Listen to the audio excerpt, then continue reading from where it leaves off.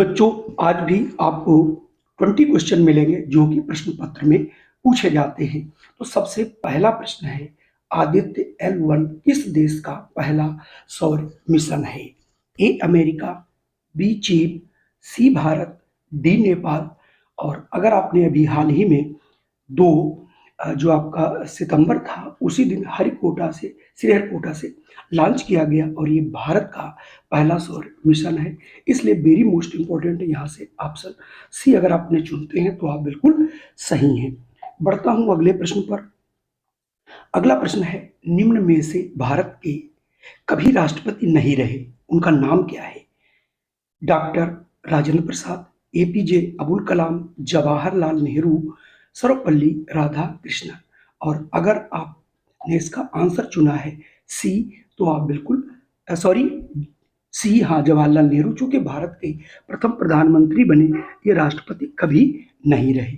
चलिए बढ़ते हैं अगले प्रश्न पर। अगला प्रश्न है, भारत का सबसे छोटा राज्य कौन सा है?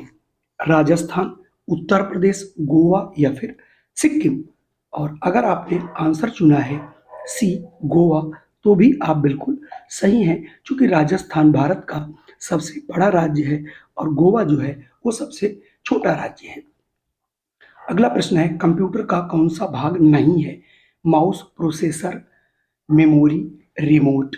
तो आप समझ रहे होंगे, यहाँ पर खैर समझ गए होंगे, माउस जो है ये भी कंप्यूटर का भाग है, प्रोसेसर तो है ही और मेमोरी भी है, और जबकि रिमोट जो है इसका पार्ट नहीं है।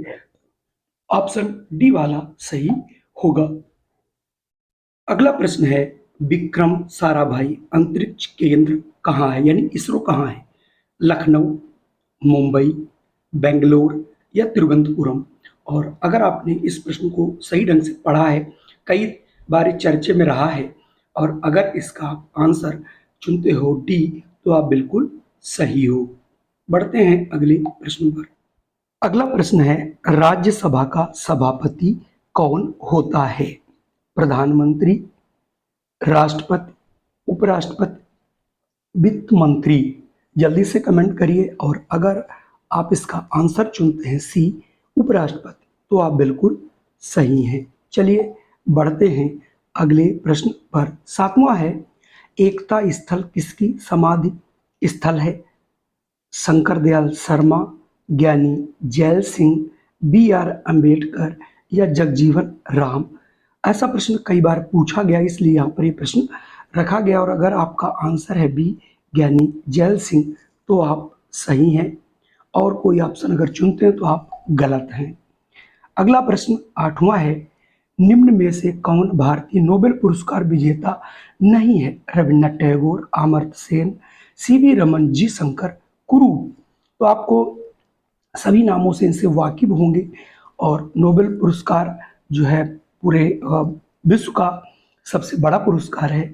तो इसमें अगर आप चुनते हैं जी शंकर कुरूप तो आप बिल्कुल सही, यानी जी शंकर कुरूप कभी भी नोबेल पुरस्कार विजेता नहीं रहे।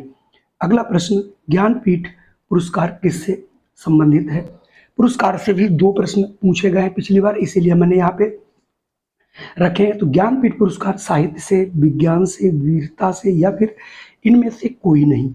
और अगर आप यहाँ ऑप्शन चुनते हैं ए साहित्य से तो आप बिल्कुल सही है। ये भारतीय पुरस्कार है ज्ञानपीठ पुरस्कार, जो कई भाषाओं में साहित्य के लिए दिया जाता है। चलिए बढ़ते हैं अगले प्रश्न पर। अगला आपको मिलान करना है और बताना है कि क्या से। मिलान करने वाले आपको कम से कम 3 से 4 प्रश्न जरूर मिलेंगे।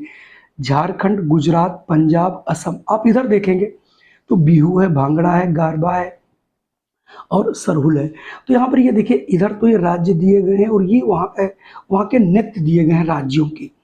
तो झारखंड का जो है वो नृत्य कौन सा है? वो है सरहुल। तो यहाँ से आप लगा लीजिएगा। तो आप इससे क्या होगा कि आप बहुत ढंग से प्रश्नों को कर पाएंगे और आप समझ पाएंगे, ठीक है। गुजरात का सभी लोग जानते हैं, गुजरात जो है वो गरबा के लिए प्रसिद्ध है, तो यहाँ से। और पंजाब चूँकि भांगड़ा के लिए प्रसिद्ध है, ये भी आप जानते होंगे। और असम जो है वो बिहू के लिए है, तो यहाँ पर एस वाला इसमें मिल जाएगा। तो कुल मिला के ऐसे प्रश्न आप जरूर अपनी लिस्ट में रखिए। अगला प्रश्न है, यूएनओ राष्ट्रीय संघ की सुरक्षा परिषद में कितने स्थायी सदस्य होते हैं? 5 हैं, 6 हैं, 7 हैं, 8 हैं।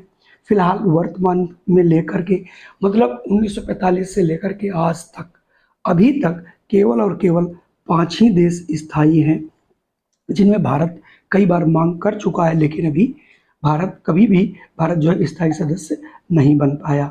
अगला है, भारत का प्रथम मुगल शासक कौन था? बाबर है, अकबर है, हुमायूं है या फिर जहांगीर है? और अगर आपने इसका आंसर पढ़ा है ए बाबर, तो आप बिल्कुल सही है। अगला प्रश्न आपके सामने है, भारत का सबसे छोटा राज्य कौन सा है? उत्तर प्रदेश, मध्य प्रदेश, राजस्थान, गोवा। हालांकि मुझे लगता है ये प्रश्न मैं पहले भी करा चुका हूँ। चलिए, अगर आ गया है तो ये सबसे छोटा राज्य है गोवा। चलिए, अगला प्रश्न है, निम्न में कौन सी पुस्तक प्रेमचंद द्वारा नहीं लिखी गई? बस याद रखना, नहीं लिखी गई। चंद्रकांता, गबन, गोदान, रंगभूमि। चंद्रकांता जो है ये मुंशी प्रेमचंद के द्वारा लिखी नहीं गई है। बाकी जो आप देख रहे हैं, गबन है, गोदान है, रंगभूमि है, ये सभी मुंशी प्रेमचंद की रचनाएं हैं। चलिए बढ़ते हैं अगले प्रश्न पर। अगला है, भारत के वर्तमान उपराष्ट्रपति कौन है? रामनाथ कोविंद, द्रौपदी मुर्मू, वेंकैया नायडू या जगदीप धनखड़। और अगर आप थोड़ी सी जानकारी रखते हैं तो आपका आंसर हो जाएगा डी, जगदीप धनखड़।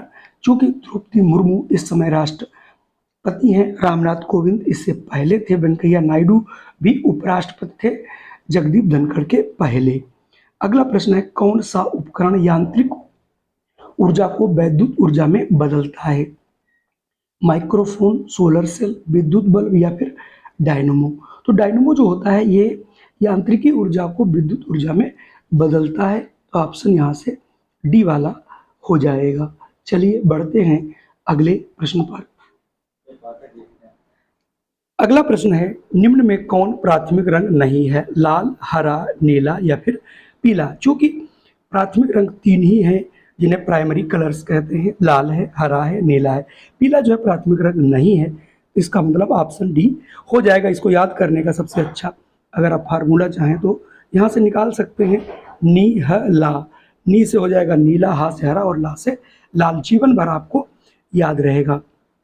अगला है, मकदूनिया स्थान किस व्यक्ति से संबंधित है? नेपोलियन, गौतम बुद्ध, सिकंदर महान या फिर महावीर स्वामी। तो अगर आपका ऑप्शन चुना गया है यहाँ से सी, सिकंदर महान, तो आप बिल्कुल सही हैं। अगला प्रश्न, निम्न में कौन सुमेलित नहीं है?